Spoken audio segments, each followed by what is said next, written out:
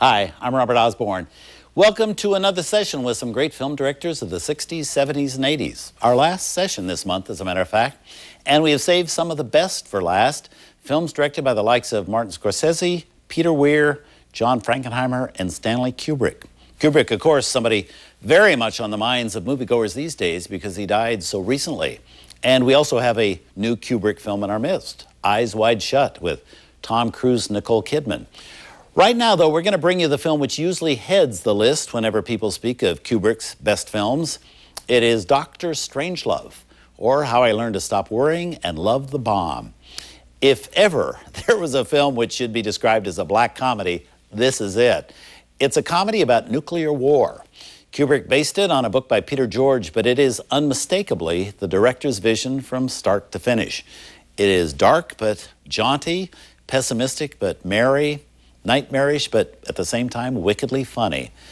It's doubtful anybody but Stanley Kubrick could have pulled it off. His cast in order of billing is headed by Peter Sellers and George C. Scott, with Sterling Hayden, Keenan Wynn, and Slim Pickens. You'll also see James Earl Jones in one of his earliest screen parts.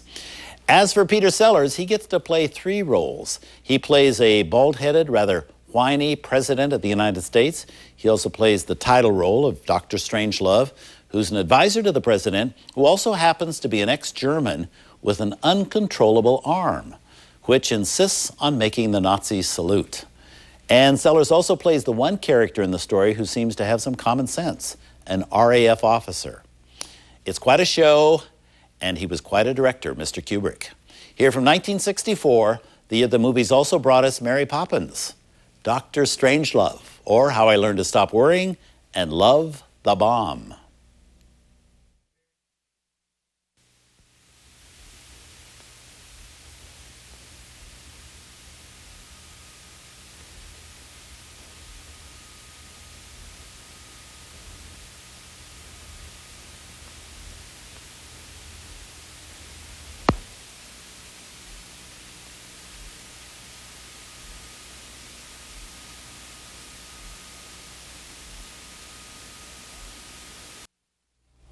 This film is now so revered that it's interesting, I think, to find that when it was released in 1964, a lot of very important critics didn't like it. The New York Times esteemed critic Bosley Crowther, for instance, called it, and I quote here, "beyond any question, the most shatteringly sick joke I've ever come across." He did say, "There is so much about it that is so grand, so much that is brilliant and amusing, but much that is grave and dangerous." And the ending, he said in 1964, isn't funny, it's ghoulish and sick. But remember, this was a time when the main movie fare of the day was Mary Poppins and My Fair Lady, long before black comedy was common fare. The world was a-changing, but it was still a much more innocent, less cynical place than it is today. Up next, a film by director John Frankenheimer. Tonight on Turner Classic Movies, we conclude our salute to some great directors. First, John Frankenheimer goes on location around Europe to capture the thrill of Grand Prix. Then Peter Weir tells a tale of unseen forces controlling a teacher and her students in Picnic at Hanging Rock. And divorcee Ellen Burstyn pulls up roots to start a new life in Martin Scorsese's Alice Doesn't Live Here Anymore. Directors bring life to the screen tonight here on Turner Classic Movies. Scams, scores, stings, and hustles. Welcome to the Art of the Con. I'm Ricky Jay, student of deception and occasional practitioner. Enter the world of the card sharp, the pool hustler, the pickpocket, and think twice about the grocer, the preacher, and the stockbroker. You'll meet suave swindlers, low-down gamblers, and silver-tongued devils. Oh, that dirty double cross in the red. They'll try to get you to give up the ready, fork over the scratch, the rhino, the green. Good God, we're millionaires. Men and women practiced in the arts of psychology and perception. See them all month long in TCM's festival. 23 films on the noble art of the con. Cover your kick and witness the high art of separating the mooch from his moolah. Don't forget their fat little checkbooks. Please join me as I introduce you to the inside man, the shell worker, and the subway dealer. Your worst nightmare might be selling insurance or right across the poker table. In the art of the con, from Turner Classic Movies. Wednesday nights this month, beginning at 8 p.m. There's no limit. Are you in, or do we play past you? I'm in.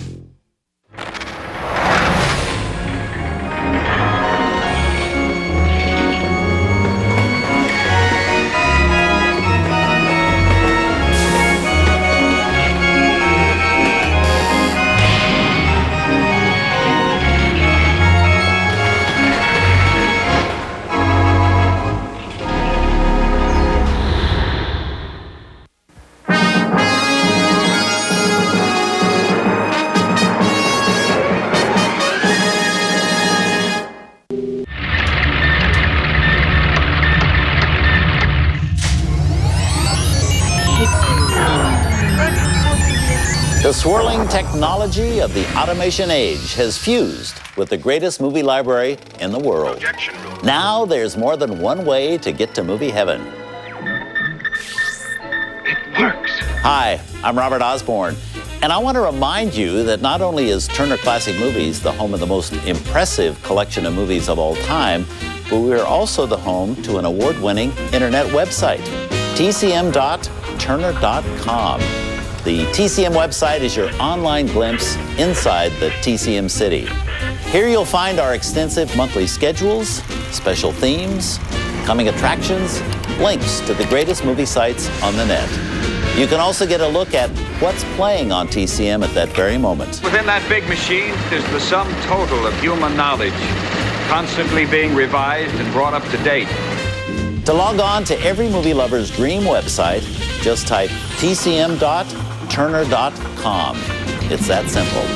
The TCM website is your cinematic expressway into Turner Classic Movies.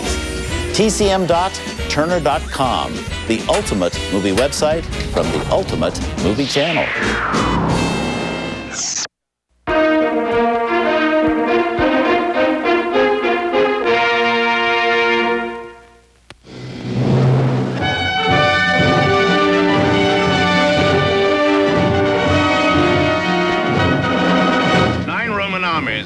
Have been destroyed by Spartacus, and our defeat will mean the fall of Rome. Spartacus, a motion picture unequaled in the entire history of filmmaking, unlikely ever to be surpassed in the magnitude of production, in the fervor and passion of its conflict, in the tenderness and beauty of its love story. Nothing was spared to make Spartacus the superb achievement it is. Neither time, nor money, nor talent. For in Spartacus, you will see the finest cast ever assembled, relive history's most exciting and inspiring drama. Starring Kirk Douglas as Spartacus, slave, gladiator, invincible fighter. Laurence Olivier as Crassus, symbol of Rome's majesty and might. I'm not after glory. I'm after Spartacus. Gene Simmons as the slave Erinia, whose body was bought and sold, but whose love enveloped Spartacus with a radiance few men have known. I love you, I love you. Charles Lawton as Gracchus, the leader of the Roman Senate. Peter Ustinov as Batiatus, shrewd and devious dealer in human flesh. John Gavin as Julius Caesar, ambitious staff officer. And Tony Curtis as Antoninus, who loved Spartacus like a brother. In the powerful story of the gladiator rebel who sprang from slavery to challenge the awesome might of imperial Rome. The symbol of the Senate. All the power of Rome. I imagine a God for slaves. And I pray. What do you pray for? I pray for a son who'll be born free.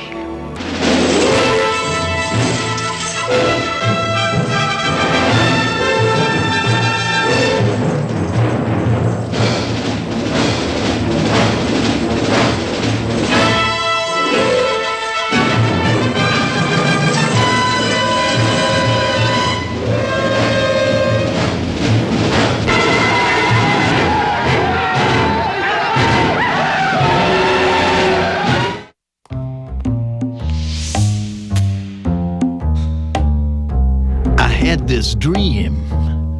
I was walking down a black, dark alley, somewhere in the deepest part of my mind. Hopeless, broken, searching for a way to have it all make sense. She lied, and she cried. It's film noir, man. Summer of Darkness next month on TCM. There was this girl in my dream, and I watched her for a long, long time. Studied her face, her eyes, her soul.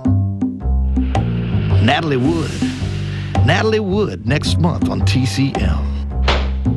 Like a lot of dreams, I felt like I was in a movie. Next month on TCM. It's a dream, man. It's a dream.